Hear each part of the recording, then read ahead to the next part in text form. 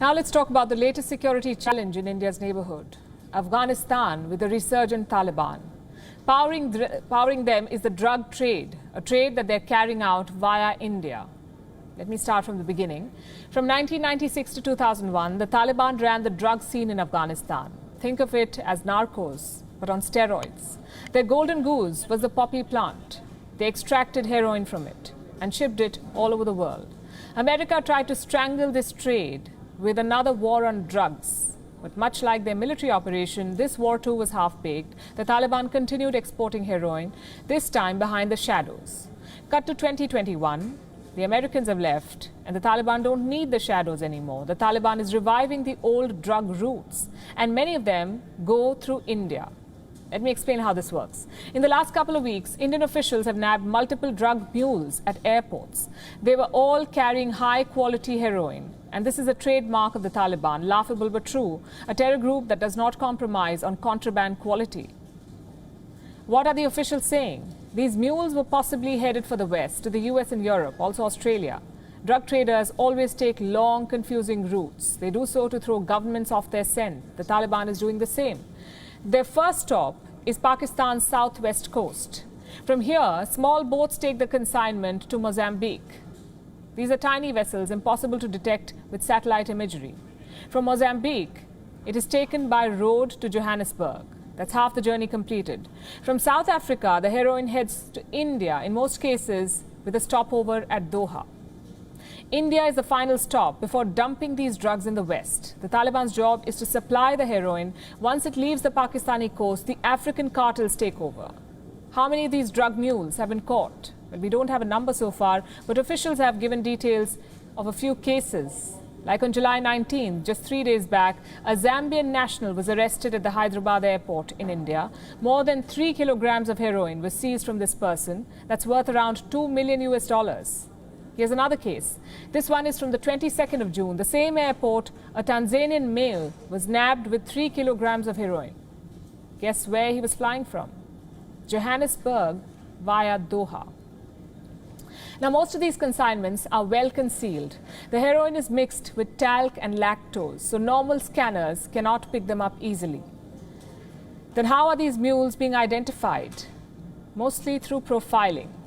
If they're flying from Johannesburg, that's a possible red flag. If they flew via Doha, that's another red flag. Frankly, none of this is surprising. It's a repeat of what happened in 1996, the return of the drug trade, the conservative diktats, and now reports of forced recruitment too.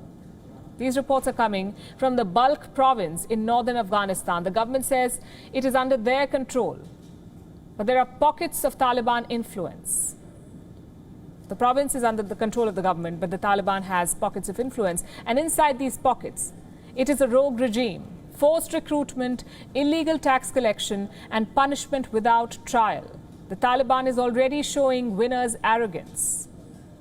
But has it won the battle yet? Not quite. Inside Afghanistan, the army is still fighting. At the border, neighbors are mobilizing. Tajikistan, for instance, conducted the largest military drill in its history.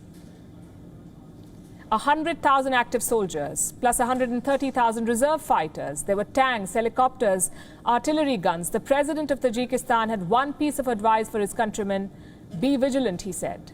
That seems to be the sentiment globally, in fact, not just Tajikistan. On Wednesday, America's top general conceded that the Taliban has what he called strategic momentum in Afghanistan. Listen in. And roughly speaking, order of magnitude, a significant amount of territory has been seized over the course of 6, 8, 10 months sort of thing by the Taliban. So momentum appears to be, strategic momentum appears to be sort of with the Taliban. What does he mean by strategic momentum? Basically, the Taliban is on a winning spree. And who unleashed that spree? Well, the Americans themselves. But the general did make a few important points here, like how the Taliban is dominating the airwaves. For example, they claim control over 80% of Afghan territory. What does the Pentagon say? Under 50%. None of the provincial capitals have fallen yet. The Taliban is nowhere near Kabul. So the Americans say the war is far from over. In the hands of the Afghan people. And there are a range of possible outcomes in Afghanistan. And I want to emphasize repeatedly, and I've said this before, a negative outcome, a Taliban automatic military takeover, is not a foregone conclusion. How gracious of them. America marched into Afghanistan, destabilized the country, bolted at night, and now they say it's squarely in the hands of the Afghan people. Unfortunately, he's right. The Taliban is definitely on the charge. They have the momentum. They are terrorists with nothing to lose. But the Afghan government has one advantage. It's an old military adage. They have a castle to defend. WION is now available in your country. Download the app now and get all the news on the move.